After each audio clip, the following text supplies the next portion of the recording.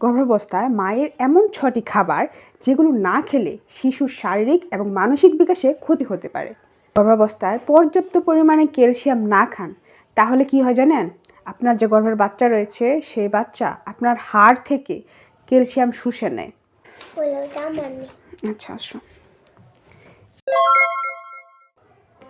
গর্ভাবস্থায় প্যারেন্টসদের মাঝে একটাই চিন্তা, সেটা হচ্ছে আমার বাচ্চাটা যেন সুস্থভাবে জন্ম নেয়।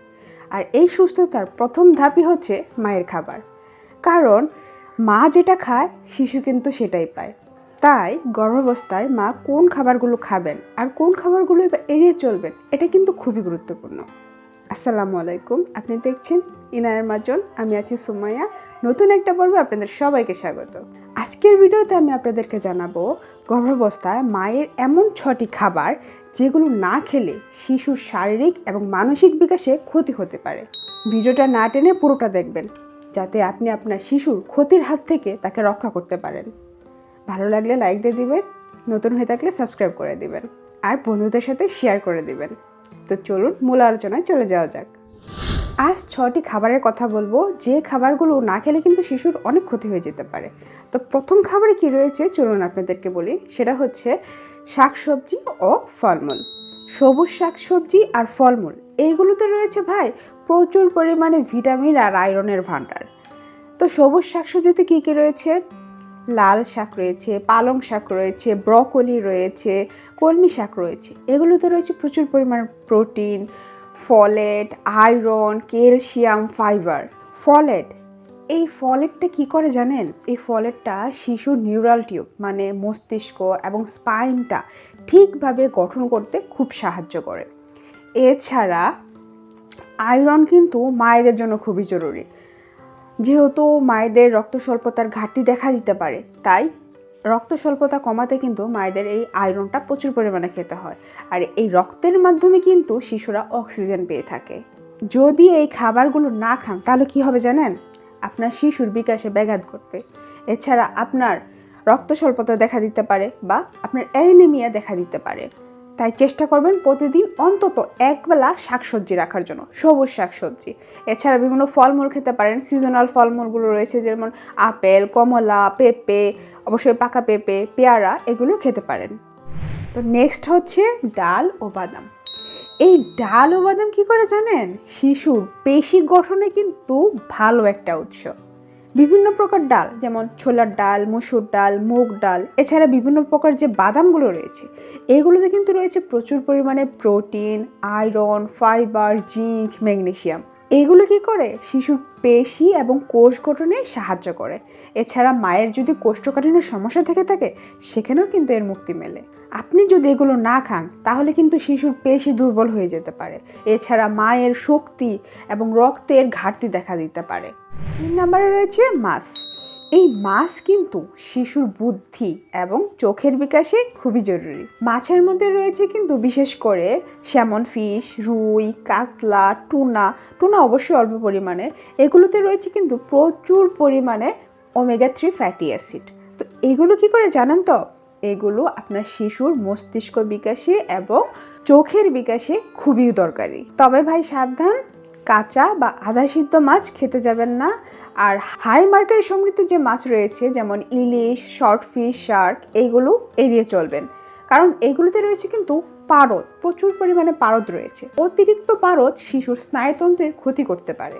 4 রয়েছে ডিম। ডিম কিন্তু শিশুর মস্তিষ্ক গঠনের মূল উপাদান।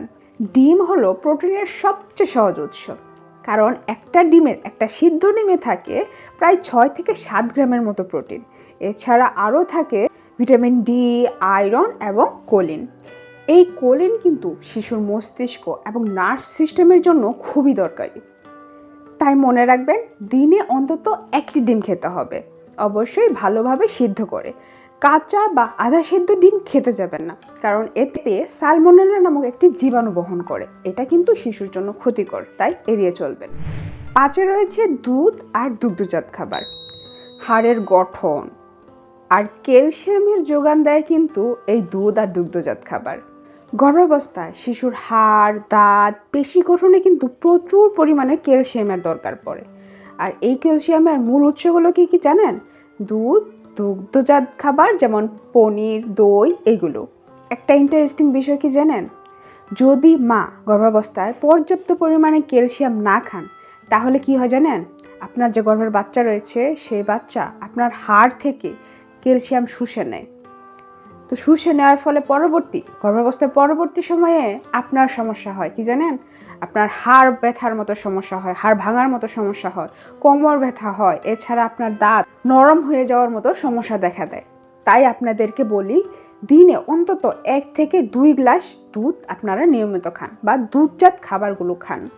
যদি দুধ হজমের সমস্যা হয় তাহলে দই খেতে পারেন, পনির খেতে পারেন। 6 আছে পর্যাপ্ত পানি এবং তরল খাবার। এই পানিকে কি বলে জানেন, গর্ভাবস্থার লুকানো ঔষধ। অনেক মা গর্ভাবস্থায় পানি খেতে ভুলে যান বা কম খেতে পারেন। তো আপনারা জানেন কি, গর্ভাবস্থার এই পানি কিন্তু সবচেয়ে বড় আশীর্বাদ। কারণ এই পানি আপনার রক্ত প্রবাহটাকে ঠিক রাখে, আপনার শরীরের ভিতর যে বিষাক্ত পদার্থ রয়েছে বা টক্সিন রয়েছে সেগুলো বের করে দেয়। এছাড়া আপনার পেটের ভিতরে যে অ্যামনিটিক ফ্লুইডটা থাকে বা গর্ভের পানি যেটাতে বাচ্চা বড় হয়, সেটার ব্যালেন্সটা ঠিক রাখে। যদি পর্যাপ্ত পানি আপনি না খান তাহলে কি হবে জানেন, আপনার গর্ভের পানি কমে যেতে পারে, আপনার প্রিম্যাচিওর লেবার হয়ে যেতে পারে, এছাড়া আপনার শিশুর নড়াচড়া কমে যেতে পারে বা আপনি টের না পেতে পারেন। তাই বলবো, দৈনিক অন্তত 8 থেকে 10 গ্লাস পানি আপনি পান করবেন। এছাড়া আপনার খাবার তালিকায় বিভিন্ন প্রকার তরল খাবারও রাখতে পারেন। প্রিয় মা, গর্ভাবস্থা শুধু একটা সময় না, একটা নতুন জীবনের সূচনা। আপনি যতটা নিজেকে সময় দিবেন, যতটা নিজেকে ভালো রাখবেন, আপনার সন্তানটাও ঠিক ততটাই সুস্থভাবে বেড়ে উঠবে। তাই বলবো, প্রতিদিনের খাবার তালিকায় ভারসাম্য রাখবেন। প্রতিদিন ডিম, দুধ, শাকসবজি, ডাল এবং ফলমূল এবং অবশ্যই পানি, এগুলো আপনার খাবার তালিকায় রাখতে ভুলবেন না। কারণ এই খাবারগুলোর মাধ্যমেই কিন্তু আপনার শিশুর জীবনের ভিত তৈরি করবে। ভিডিওটা ভালো লেগে থাকলে প্লিজ একটা লাইক দিয়ে দেবেন আর কমেন্টে জানাবেন আপনি এই খাবারগুলোর মধ্যে সবচেয়ে বেশি কোন খাবারটা খান। এছাড়া আপনার যদি কোনো গর্ভবতী মা আপনার পরিচিত থেকে থাকে তাদের সাথে এই ভিডিওটি শেয়ার করে দিতে পারেন, তাতে তারাও উপকৃত হবে। নতুন হয়ে থাকলে অবশ্যই চ্যানেলটি সাবস্ক্রাইব করে দিবেন, যাতে গর্ভকালীন যত্ন, শিশুর বিকাশ এবং মায়ের পুষ্টি নিয়ে বিভিন্ন দরকারি ভিডিও যাতে আপনার মিস না হয়ে যায়। ভালো থাকবেন, সুস্থ থাকবেন। দেখা হবে আগামী পর্বে। ততক্ষণ পর্যন্ত আল্লাহ হাফেজ। আচ্ছা আসো, এটা হচ্ছে আমার মেয়ে নায়া। আমি ভিডিও করার সময় ও আসবেই, এটা একটা কমন বিষয়। উকি মেরে দেখে মা কি করছে। যাও।